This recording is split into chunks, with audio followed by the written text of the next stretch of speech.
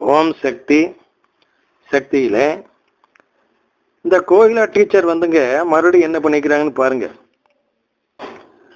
சென்னையில ஆன்மீக மாநாடு நடந்தது. 86லயோ 87 கடைசி ஒரு மாநாடு நடந்தங்களே அந்த மாநாடு. அந்த மாநாட்டுக்கு அம்மா சொன்னாங்க கோகிலா கிட்ட, மகளே 5 ஏழைகளை உன் செலவில் இந்த மாநாட்டிற்கு அழைத்து வா அப்படின்னு அம்மா சொன்னாங்க. சரின்னு இந்த அம்மாவில் அதுக்கு தகுந்த மாதிரி 5 பேர்த்து ஏற்பாடு பண்ணிச்சு. அதுல ஒரு அம்மா காளியம்மாள் அப்படிங்கிறவங்க, கால் சற்று ஊனமானவர்கள். அவங்க இவங்க கோயம்புத்தூர்ல இவங்க மன்றத்தை கூட்டி பெருக்கி அந்த வேலையெல்லாம் செய்யறாங்க. சரி இந்த அம்மாலையும் கூட்டிட்டு போகணும்னு சொல்லி முடிவு பண்ணிட்டாங்க. நீ உங்க வீட்டுக்காரரை கேட்டு வாமா அப்படின்னு சொல்லி சொன்னாங்க. அந்த அம்மாவும் சரின்ட்டு போனாங்க.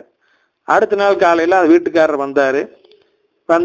காளியம்மாவோட வீட்டுக்காரர், சக்தி சம்சாரத்தை நீங்க மாநாட்டுக்கு கூட்டிட்டு போறதா சொன்னாலுங்க, மகாராஷ்டிரா கூட்டிட்டு போயிட்டு வாங்க, நல்ல மாதிரி கூட்டிட்டு போயிட்டு வாங்க, எனக்கு ஒன்றும் ஆட்சேபணம் இல்லைங்க அப்படின்னு சொல்லிட்டு போயிட்டாரு. சரி இந்த அம்மாலுமே அந்த 5 பேர்த்தையும் தன்னுடைய செலவுல செவ்வாடையெல்லாம் வாங்கி கொடுத்து எல்லா பராமரிப்பும் பண்ணி கூட்டிட்டு போனாங்க. பஸ்ல தனி பஸ் ஏற்பாடு பண்ணி மன்றத்துலேருந்து போயிருக்கிறாங்க. அங்க போய் மாநாட்டு பந்தல் எல்லாத்துக்கும் சாப்பாடு கொடுத்துருக்குறாங்க, பொட்டணம் சாப்பாடு கொடுத்துருக்குறாங்க. எல்லாரும் பிரிச்சு சாப்பிடும் பொழுது இந்த காளியம்மாள் மட்டும், நான் என்னால இப்படி சாப்பிட முடியாது, இருங்க நான் என்னோட போசி வச்சிருக்கிறேன் அப்படின்னு சொல்லி ஒரு தூக்கு போசி கையில வச்சிருக்குது. அதை திறந்து இதுக்குள்ள அந்த சாப்பாட்டு போடுங்க, அதுக்குள்ள போட்டா தான் என்னால எடுத்து சாப்பிட முடியும் அப்படின்னு சொல்லுது. நீங்க என்னடா இது விசித்திரமா பேசுது அப்படின்னு நினைச்சு சரின்னு சொல்லி அது மாதிரி பொட்டணத்தை பிரிச்சு அதுக்கு சாப்பாட்டை அந்த போசிக்குள்ள கொட்டி கொடுத்துட்டாங்க.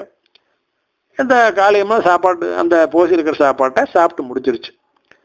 அடுத்து என்னாச்சுங்க, குடுகுடுன்னு அது எந்திரிச்சு கடற்கரையை நோக்கி ஓட ஆரம்பிச்சிருச்சு. என்னடான்னு பார்த்தா எல்லாம் பின்னால் துரத்துக்கிட்டு இவங்க எல்லாம் ஓடுறாங்க. இந்த போசி கழுவணும்ல, அதற்காக நான் கடற்கரைக்கு போறேன் அப்படிங்குது. போனது கடல் பக்கமா போயிடுச்சு, தண்ணி பக்கமா. அங்க போயின்னுட்டு என்ன பண்ணுது, என் புருஷன் கூப்பிடுறாரு, அந்த கடலுக்குள்ள இருந்துகிட்டு என் புருஷன் கூப்பிடுறாருன்னு சொல்லி இந்த கடலுக்குள்ள இறங்கி போக முயற்சி பண்ணுது. இவங்க எல்லாம் அஜிஜோ தினடா ரொம்ப இருக்குன்னு சொல்லி எல்லாரும் கையை பிடிச்சி இழுத்து மேல கரைக்கு கொண்டுகிட்டு கூட்டிட்டு வந்துட்டாங்க. அப்படி ஜாக்கிரதையா கையை பிடிச்சிட்டு இருக்கும் பொழுது எதுக்கால இன்னொருத்தர் தெரிஞ்சவங்க வரங்காட்டி அவங்களோட பேசிட்டு இருக்கும்போது மறுபடியும் இது நிலவிட்டு போய் கடற்கரைக்கு போயிடுச்சு. என் புருஷன் கூப்பிட்றேன்.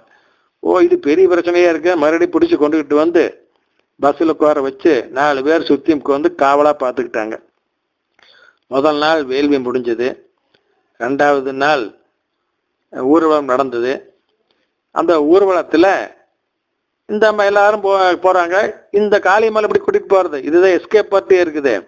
அதனால பஸ்லயே உட்கார வச்சு அந்த பஸ்ஸும் ஊர்வலத்துல வந்தது. 4 பேர் இந்த டீச்சரும் சேர்ந்து 4 பேர் அதுக்கு பாடி கார்டா கொண்டுட்டு இருக்கிறாங்க, செக்யூரிட்டி. அம்மாவுடைய ஆசீர்வாத மேடை இருக்குது இல்லைங்களா, அதுக்கு ஒரு 10-20 அடி தூரத்துக்கு முன்னால காளியம்மாளை பஸ் விட்டு இறக்கி இந்த டீச்சர் கையை பிடிச்சி கூட்டிட்டு அம்மாட்ட ஆசீர்வாதம் வாங்கிட்டு மறுபடியும் அந்த ஆசீர்வாத மேடை தாண்டி பஸ் ஏற்றி கொண்டு வந்துருச்சுங்க. நல்ல முறையில் பத்திரமா கொண்டு கோயம்புத்தூர் சேர்த்திருச்சு. எல்லாம் நல்ல முறையில் முடிஞ்சிருச்சுங்க. அப்புறம் பாருங்க அதிசயத்தை, ஒரு நாள் கழிச்சு அந்த காளியம்மாவுடைய புருஷன் இந்த கோகிலா டீச்சரை தேடி வர்றாரு. வந்தவர் கோகிலா டீச்சரோட காலில் நெடு குழுந்து, அம்மா ரொம்ப நன்றிம்மான்னு கால் விழுகிறாரு. இன்னும் என்னாச்சு உங்களுக்கு, ஏன் இப்படி பண்றீங்க, நான் ஒன்றும் செய்யலையே அப்படிங்கிறாங்க. என்ன இப்படி சொல்றீங்க, என் ஜம்சாரத்துக்கு பைத்தியம் முடிச்சிருந்தது ரொம்ப நாளா. அது எப்போ நீங்குமோ நானும் இல்லை கும்பிடாத சாமி இல்லைங்க. நீங்க மாநாடு கூட்டிட்டு போன்னு சொன்னீங்களா, சரி அப்படியே அந்த பைத்தியம் நீங்கிட்டு அந்த அம்மா காப்பாத்துன்னு சொல்லித்தான் அனுப்பிச்சு வச்சனுங்க.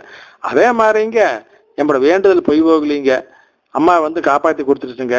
இப்போ என் பொண்டாட்டிக்கு பைத்தியம் இல்லைங்க, நல்லா இருக்காளுங்க. அந்த சந்தோஷமான செய்தியை சொல்லிட்டு உங்களுக்கு நன்றி சொல்லிட்டு போலாம் தானே வந்தேன் அப்படின்னு சொன்னாருங்களா. எப்படி பாருங்க கதை.